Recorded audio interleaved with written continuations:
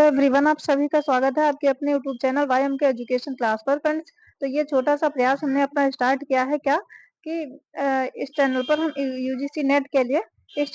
UGC net के लिए education subject की वीडियोस लेके आते हैं। तो फ्रेंड्स, इस छोटे से प्रयास को आगे बढ़ाने में आप करिए सहयोग, और जो भी पढ़ने वाले छात्र हैं एजुकेशन सब्जेक्ट उन तक हमारी वीडियो को शेयर करिए। जो भी वीडियो को देखते हैं, देखिए वैसे भी शिक्षा की कंडीशन इस देश में बहुत ही खराब है।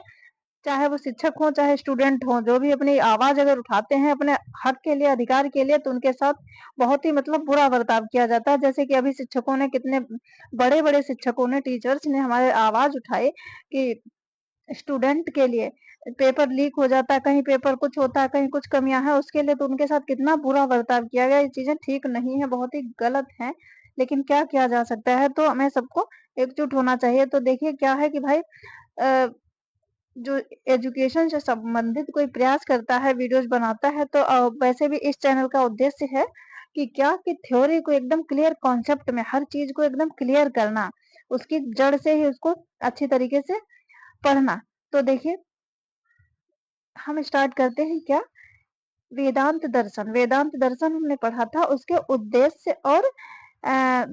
उसके उद्देश्य और उसमें अनुशासन, ये एक छोटी सी वीडियो में आज हम पढ़ेंगे। वैसे भी समय हो गया है लेट, देखिए फिर उसके बाद में बड़ी बड़ी वीडियो लेके आया करेंगे। ज्यादा से ज्यादा लोगों को ये वीडियो शेयर करिए फ्रेंड्स, जो भी वीडियो को देखते हैं। तो देखिए क्या है कि शंकराचार्य के अनुसार शिक्षा का एकमात्र उद्देश्य विद्यार्थी को अज्ञान से मुक्त करके उसे ज्ञान का प्रतीक कराना है। तो क्या करना है, मुख्य उद्देश्य उसका अज्ञानता से दूर करके ज्ञान प्रदान करना है। और देखिए और चीजें क्या है कि उनके शैक्षिक चिंतन के आधार पर और भी उद्देश्य हैं, जैसे कि वस्तुनिष्ठ शिक्षा का उद्देश्य, ब्रह्मनिष्ठ को जीवन का सर्वोच्च उद्देश्य मानकर व्यक्ति को शिक्षित करना, यही सारी चीजें हैं। एक की भावना, और देखिए अद्वैत की भावना, ये क्या होता है, अद्वैत की भावना ये भी इसका उद्देश्य है। अद्वैत की भावना होता क्या है, देखिए ब्रह्मा और आत्मा का समन्वय अद्वैत कहलाता है। क्या कहलाता है, ब्रह्मा और आत्मा का, ब्रह्मा और आत्मा का एक ही हो जाना। जैसे कि कल एक एग्जांपल बताया था कि अगर आप पानी में नमक डालते हैं तो कुछ समय के बाद वो उसमें क्या होता है, सेम वैसे ही हो जाता है। जब तक आप टेस्ट नहीं करते तब तक नहीं पता चलता है कि इस पानी में नमक है। वैसे ही ब्रह्मा और आत्मा को एकदम समन्वित हो जाना, यही क्या कहलाता है, अद्वैत। उसके बाद में नेक्स्ट देखिए थोड़ा सा, क्या कि वेदांत दर्शन में शिक्षा का पाठ्यक्रम क्या होना चाहिए। तो देखिए वेदांत दर्शन में विद्या के कितने दो रूप बताए गए, कौन कौन से, पराविद्या और अपराविद्या। पराविद्या क्या होती है, पराविद्या देखिए आत्मज्ञान या ब्रह्म ज्ञान से संबंधित है। पराविद्या क्या है, आत्मज्ञान मतलब सेल्फ नॉलेज और ब्रह्म ज्ञान से संबंधित है। अपराविद्या क्या है, अपराविद्या का संबंध ये दृश्यमान, मतलब देखिए पराविद्या क्या है, जो आप अंतर आत्मा से जो ग्रहण करते हैं, ज्ञान प्राप्त करते हैं। और ब्रह्मा का ज्ञान जो मतलब एकदम आध्यात्मिक चीजें, मन आंखें बंद करके समझिए कि जो कुछ सोचते हैं करते हैं, तो वो पराविद्या। अपराविद्या क्या, इसका संबंध दृश्यमान जगत से है, मतलब ये इन आंखों से ये जो जगत, हम संसार को हम देखते हैं, तो ये क्या है, अपराविद्या। आत्मा को धारण करने वाले इस शरीर से है। देखिए तो आत्मा को जो धारण किया हुआ हमारा शरीर है, वो अपनी आंखों से इस संसार में जो कुछ भी देखता है, वो सारी चीजें क्या है, उससे जो भी प्राप्त करता है, वो अपराविद्या। तो शंकराचार्य के अनुसार देखिए मोक्ष प्राप्ति के लिए पराविद्या अधिक उपयोगी है। और जाहिर सी बात होगी ही, देखिए मोक्ष प्राप्त करने के लिए पराविद्या, जो कि आप ऊपर ये पढ़ चुके हैं, वो अधिक उपयोगी है। क्यों, क्योंकि देखिए मोक्ष प्राप्त करने के लिए क्या है कि आपको ईश्वर का ज्ञान और ब्रह्म से आत्मा को एकदम समन्वित कर देना है। तो उसके लिए इन्होंने बताया कौन सी विद्या, पराविद्या आवश्यक है। तो ये पाठ्यक्रम में होनी चाहिए चीजें। उसके बाद में देखिए, आई होप आप ये पराविद्या अपराविद्या पाठ्यक्रम में जो भी है ये समझ गए होंगे।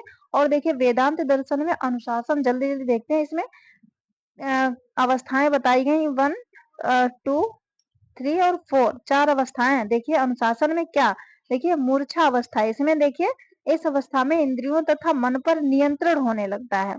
तो अनुशासन देखिए इसमें स्वयं से क्या है कि अपना मन और इंद्रियों पर कंट्रोल होने लगता है मूर्छा अवस्था में। तो ये अनुशासन है। क्षिप्ता अवस्था में क्या होता है, कार्य में इसमें ध्यान नहीं लग पाता, उसका ध्यान इधर-उधर बँटता रहता है। मतलब जैसे कि चंचल मन, इधर-उधर चंचल मन की ये अवस्था है, ये अंतःकरण जो है वो क्या होता है, इधर-उधर भटकता रहता है, इधर-उधर की बातें मन में आना क्षिप्त अवस्था। एकाग्र अवस्था देखिए, मन, बुद्धि, इंद्रियों आदि सभी पर नियंत्रण हो जाता है। एकाग्र अवस्था में क्या है कि एकदम मनुष्य का अपने मन पर, बुद्धि पर, इंद्रियों पर, इधर-उधर का कोई विचार नहीं, सिर्फ जो काम कर रहे हैं उसी पर और ब्रह्म पर, उसी पर अपना ध्यान केंद्रित रहता है। तो यही क्या है, एकाग्र अवस्था।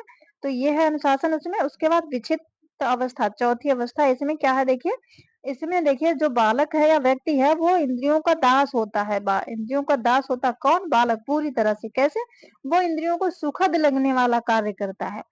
मतलब जो उसको अच्छा लगता है, जैसे उसकी ज्ञानेंद्रियां, इंद्रियां आप जानते ही हैं, उनको जो अच्छा लगता है वही काम करता है। इस अवस्था में स्व असो के बीच टकराव पाए जाते हैं। मतलब ऐसा नहीं कि ये काम गलत है, इसको हम नहीं करेंगे। भले ही वो काम गलत गलत है, सही नहीं है, लेकिन अगर उसे वो अच्छा लगता है, उसकी इंद्रियों को अच्छा लगता है, तो वो उसे करता है, उसे सही लगता है वो। तो ये है विचित्ता अवस्था। तो ये है क्या, वेदांत दर्शन में अनुशासन। तो आई होप ये चीजें समझ गए होंगे। तो फ्रेंड्स, इसी प्रकार से एकदम क्लियर कॉन्सेप्ट में चीजें समझने के लिए आप हमारा सहयोग करिए, ज्यादा से ज्यादा लोगों तक ये वीडियो भेजिए।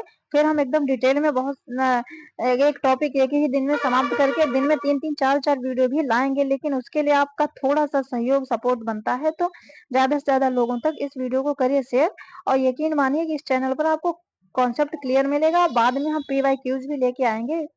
तो अब हम करते हैं समाप्त, मिलते हैं कल की वीडियो में। आज के लिए इतना ही।